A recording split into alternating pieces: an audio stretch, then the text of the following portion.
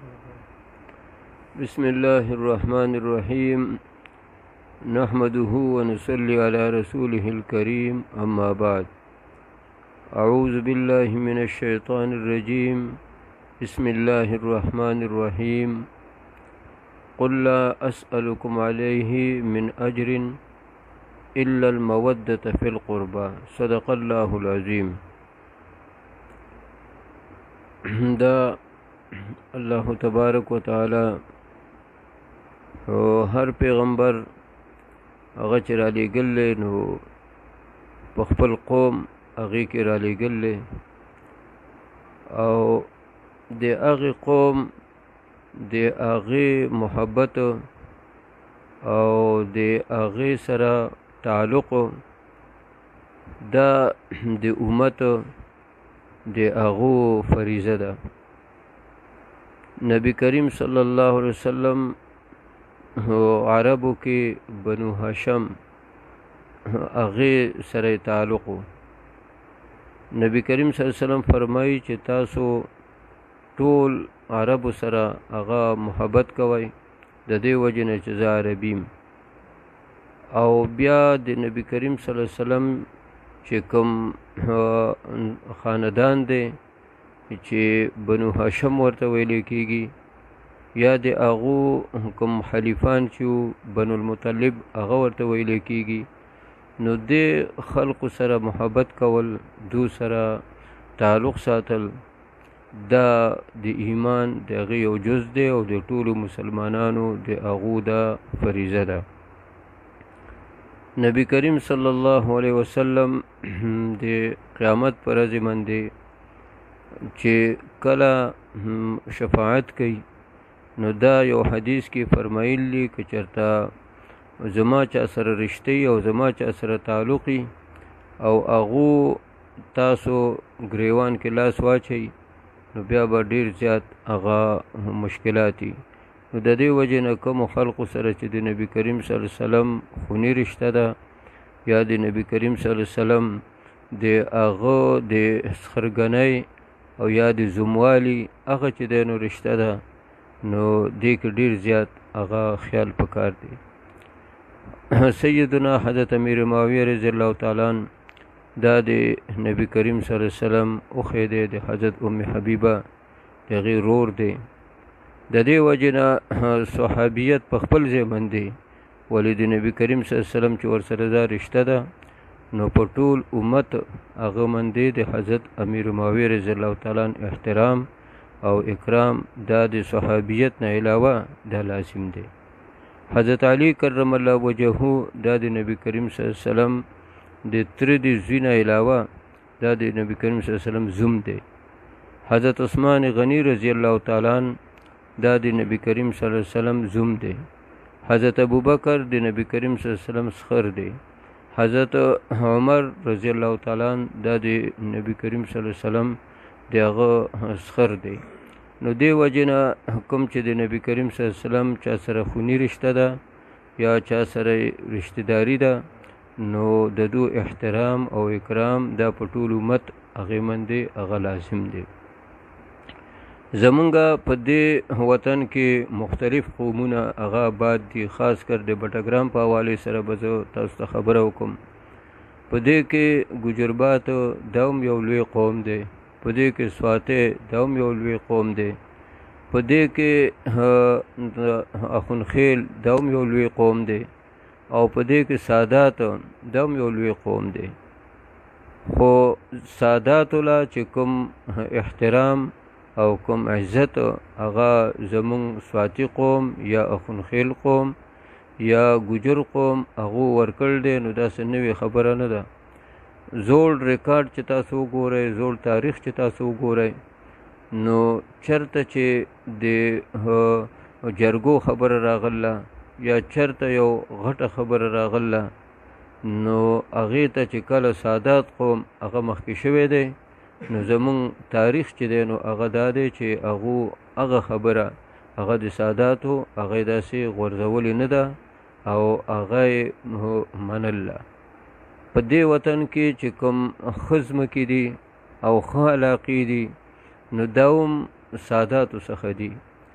او دغه وجه دا وه چې دا وطن په دې باندې د نن د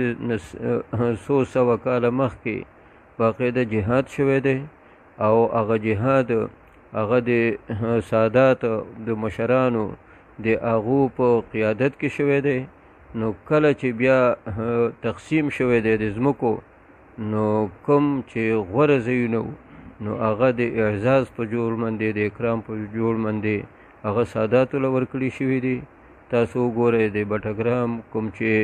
ساحلي هغه علاقه ده، نو هغې کې هم د دو وافره حصه ده. کوم چې میداني علاقه ده په هغې کې هم د دو وافره حصه ده. دا میدان تاسو وګورئ، په دا میدان څنګه اواره ځمکه ده، دا د سیدانو ده. دغه شان اطرافو کې تاسو وګورئ، پوره علاقې بلنکوټ باندې نظر واچوئ، په پیریاړۍ باندې نظر واچوئ، په سوکل چلار باندې نظر واچوئ، بیا د الهي د هغې تاسو ګنتړ او داسې غټ علاقې دي، پوره درې دي. نو دا د دو په مرزا باندې او د دو په خوښه باندې دا دوله په تقسیم کې هغه ورکړي شوي دي او د عزت په نظر باندې هغه ورته تر اوسه پورې خلقو کتلي او الحمدلله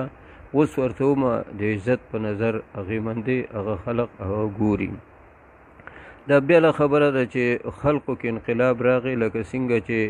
سواتی قوم د هغو کې رستنی پش هغه چې دی نو راغی، رستنی پیړۍ راله، نو هغه شان آداب چې لکه څنګه د سواتی قوم مشرانو کول، هغه شان بني دغه شان سادات قوم هغې کې به هم کشران په هغې معیار هغې باندې هغه بني چې کومې باندې د دو آبا و اجداد هغه مشرانو. لیکن کم از کم مونږ له په دې نسبت هغې سره چې دا د نبي کریم صلی الله علیه وسلم خوني رشته ده او دا د نبي کریم صلی الله علیه وسلم دغه اهل بیت دي، نو دو ته په بد نظر باندې کتل، په سپک نظر باندې کتل، دا د ایمان د هغې نقصان دی او دې سره د ایمان د هغې نه د وتلو او د خارجېدلو د هغې احتمال دی. زمونږ خاص کر علما او علماو سره وابسته خلق، تاسو سوچ وکئ، زه تاسو ته د یو څو علماو نومونه اخلم. مثلا دا مولانا سید حسین احمد مدنی رحمت الله علیه، دا سید دی. دا بنوری رحمت الله علیه، مولانا سید محمد یوسف بنوری رحمه الله، دا سید دی. شاه انور شاه کشمیری رحمه الله، دا سید دی. نو تاسو سوچ وکئ زمونږ د اکوړي فضلا چې څه دي، د مولانا عبدالحق صاحب رحمت الله علیه د هغه شاګردان، نو هغه په یوې واسطې سره د حضرت مدني رحمت الله علیه هغه شاګردان شله. مونږ په خپله د مولانا صاحب عبدالحق صاحب رحمت الله علیه د هغه شاګردان یو، نو په د مولانا صاحب په واسطې سره مونږ د حضرت مدني د هغه په شاګردانو کې هغه حساب یو. بنوري ټاون هغې کې چې چا سبق ویلی او د حضرت بنوري رحمت الله علیه د هغه سند هغه ورته حاصل شوی دی، نو هغه د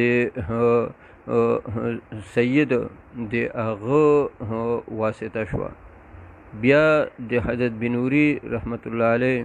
د هغه استاد شاه انور شاه کشمیری رحمه الله هغه، نو په دغه سلسله کې د بنوري صاحب هغه هم استاد شو، سید دی، او د هغه استاد شاه انور شاه کشمیری رحمت الله علیه دی، هغه هم استاد شو. بیا چې چا په تعلیم القرآن کې دوره تفسیر کړله، شیخ القرآن مولانا غلام الله خان رحمت الله علیه، نو د هغه استاد هغه شاه انور شاه کشمیری صاحب رحمه الله هغه، نو د شاه صاحب سره نسبت هغه ولګید. مولانا مفتی محمود رحمت الله علیه هغه نه که چا استفاده کړي، نو د هغه استاد شاه انور شاه کشمیری صاحب رحمه الله. د مولانا مفتی شفیع رحمه الله د هغه نه که چا استفاده کړي، نو د هغه استاد شاه انور شاه کشمیری رحمه الله. که د مولانا سلیم الله خان صاحب رحمت الله علیه هغه نه چا استفاده کړي، نو د هغه استاد حضرت مدني رحمه الله هغه. که جامعه اشرفیه کې هغې کې چا استفاده کړي، نو د مولانا ادریس صاحب رحمه الله د هغه استاد شانور شاه کشمیری رحمه الله هغه بیا د دینه چې په مخه باندې هغه لاړ شي نو شیخ الهند صاحب رحمه الله هغه ته راځي، بیا مولانا قاسم نانوتوی رحمه الله هغه ته واسطه ځي. د مولانا قاسم نانوتوی رحمت الله علیه د هغه نه د مولانا رشید احمد گوهی رحمه الله د هغه نه چې پورته کېږي نو شاه عبدالغني رحمه الله، شاه عبدالعزیز رحمه الله، شاه محمد اسحاق رحمه الله او د هغو نه پورته شاه ولی الله رحمه الله. نو ګورئ زمونږ د بر صغیر او زمونږ د هندوستان، پاکستان او د بنگلادیش او د افغانستان د دو سلسله کوم د تعلیم تعلم ده، کوم د دین او روحانی هغه کوم سلسله ده، نو دا د ساداتو نه ده. نو چې یو سړی هغه ځان ته عالم وي یا یو سړی د علماو د هغو ځان ته پیروکار وي، مخکې به پرېږدو شاه عبدالقادر جیلاني رحمه الله یا نور هغه سلسله به پرېږدو، لیکن دې بر صغیر دې کې به لږ نظر هغه چې دی نو وکړو چې نن مونږ مسلمانان یو یا مونږ حدیث لولو یا مونږ د استادانو نه احادیث هغه لوستي دي، نو دا احادیث مونږ ته څنګه راغلي. نو تاسو ته هغه ما ذکر کړه چې د سنې علماو د هغو سلسله حضرت مدني رحمه الله هغه ته رسي، نو هغه سیدو. د چا سلسله شانور شاه کشمیری رحمه الله هغه ته رسي، نو هغه سیدو. څوک د حضرت بنوري رحمت الله علیه ډایرک او بالذات هغه چې دی نو شاګرد دی، نو د حدیثو د هغې کوم سند چې دی او کوم سلسله چې ده د بنوري صاحب رحمه الله هغه سید. بیا دا ټولې سلسلې دا د هندوستان، د بنگلادیش، د افغانستان، د پاکستان چې موږ راجمع کړو، نو دا هغه شاه عبدالعزیز رحمه الله او د هغه نه بیا شاه ولی الله رحمه الله هغه ته دا سلسله هغه رسي.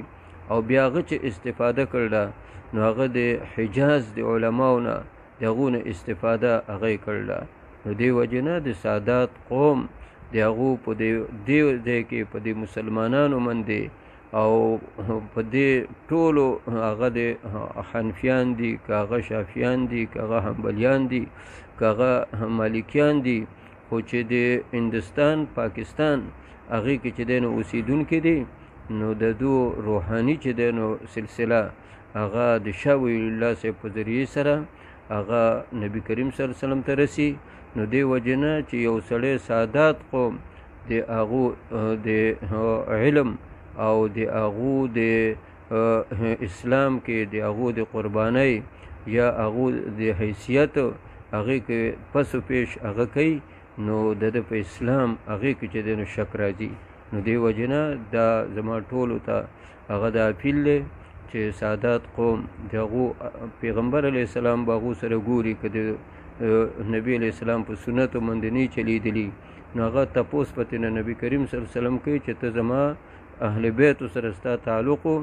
او تا دین ولې نه دی زده کړی، ته په سنتو باندې د عمل هغه ولې نه دی کړی. نو هغه د نبی کریم صلی الله علیه وسلم او د دې سادات د دو مسله ده، او مونږ په هر تقدیر باندې په هر صورت باندې سادات قوم که هغه علما دي هغه خو زمونږ خود د سرتاج دي، او که هغه عوام الناس په شانته دي، نو بیا د نبی علیه السلام په نسبت او د نبی علیه السلام په تعلق باندې دا واجب القدر دي او واجب الاحترام دي. نو د دې وجې نه ټولو زما په خاص کر بټګرام کې هغې کې سیاسي ګوندونه دي، خو که هغې کې عام علما دي، نو هغو به د سادات قوم د هغو احترام هم ساتي، هغو ته به ښه نظر باندې ګوري، او که د هغو څه ضرورت وي نو هغه ضرورت هغه به ښه خنده پیشانۍ هغې سره به هغه کوي. او دې وخت سره د دو یو تنظیم دی، سادات تنظیم، دا د دو یو تنظیم دی. نو دې وجې نه د هغه تنظیم سره خپل وابستګي کوئ. زه چې کله برطانیه کې وم هغه ځای کې خپلو سره ملګرو هغو ته وینا کړې وه چې تاسو خپل هغه فیسبوک د هغې حساب او د هغې شمار هغه سادات تنظیم هغې سره وکړئ، د دې دپاره چې د هغو دا هم د هغو یو احترام دی چې تاسو د هغو په سامعینو کې یا تاسو خپله خبره هغو ته رسوئ. د دې وجې نه زما خپلې ټولې حلقې هغې ته چې دی نو دا درخواست دی او علماو هغو ته مې دا درخواست دی که په علایي کې سادات قوم دی که په بټګرام کې سادات قوم دی نو د دوی عزت هم ساتئ، احترام هم ساتئ، اکرام هم کوئ او که دونه څه داسې یو خبره هغه چې دی نو کېږي نو د نبي کریم صلی الله علیه وسلم په خاطر او د نبي علیه السلام په نسبت هغې نه به درګذر کوو. بعضې خلک سوي په دې بټګرام کې چې سیدان ورشته د دې نه انکار کوي او بیا دلته سیدان څنګه راغله؟ سیدان قوم د هغو نه انکار دای چا نه دی کړی، هغه هسې دغه واهیات وایي. تر اوسه پورې د سادات قوم ما خو تاسو ته ووایي چې د سادات قوم نه انکار هغه کوي. نو دا کوم چې سلسله ما ذکر کړله او تاسو ته ما دا سلسله هغه وښوده نو دا سادات دي او که نه دا مولانا حسین احمد مدني رحمت الله علیه دا سید او که نه بنوري صاحب رحمت الله علیه دا سید او که نه شاه نور شاه کشمیري رحمه الله هغه سید او که نه شاه ولی الله سید او که نه نو دې وجې نه دې کې څه دلایلو ته ضرورت چې دی نو هغه نشته. دا شجره نسبي کوم خلق چې هغه دې کې شک شبهې کوي هغو دې لاړ شي د سیدانو نه د هغو نه دی چې دی نو دغه شجره وغواړي که د دوی څه شکي شجرې شته دی. بل تاسو په خپله په چکېسر کې یا سوات کې سبق ویلی بعضې خلک د پیر بابا باري کې هم غلط خیالات لري، ستاسو د هغه باري کې څه دغه؟ پیر بابا خو د خپل وخت ډېر غټ ولی تېر شوی دی، هغه خو دومره لوی شخصیت تېر شوی دی چې هغه په دغه سوات کې او په بونیر کې دا بونیر د سوات حصه ده په هغې کې هغه چې کوم جدوجهد کړی هغه په وخت سره جهادونه چې دی نو شوي دي او هغه خو ډېر مخکې تېر شوی دی، هغه خو ډېر لوی ولی کامل هغه تېر شوی دی او ورسره عالم هم ډېر غټ عالم او بخاري سید و د بخارا نه راغلی و، دې وجې نه خو ډېر لوی انسان تېر شوی دی. اوس دا بېله خبره چې بېرته خلقو یا د هغه نه سوالونه کړي نو هغه خو نه دي ویلي چې تاسو راځئ ما نه سوال کوئ یا د هغه په نوم باندې منښتې کوي یا پیره بابا را ورسېږي یا داسې قسم خبرې کوي نو هغه خو ورته نه دي ویلي، دا خو د خلقو خپل نقصان دی. بعضې فیسبوک کې بعضې خلک داسې دي او یو ګروپ دی چې هغوی دي د انګریزانو ایجنټ دا لفظ استغفر الله دغه سړي خو بالکل چې دی نو د کفر ته زه خو کافر ورته نشم ویلی خو خطره د کفر ده چې داسې قسم په علماو باندې او په اولیاء الله باندې داسې قسم خیالات چې دی نو کوي بدګماني کوي نو کافر ورته نشو ویلی لیکن خبره یې د کفر ده. جزاک الله واخر دعوانا ان الحمد لله.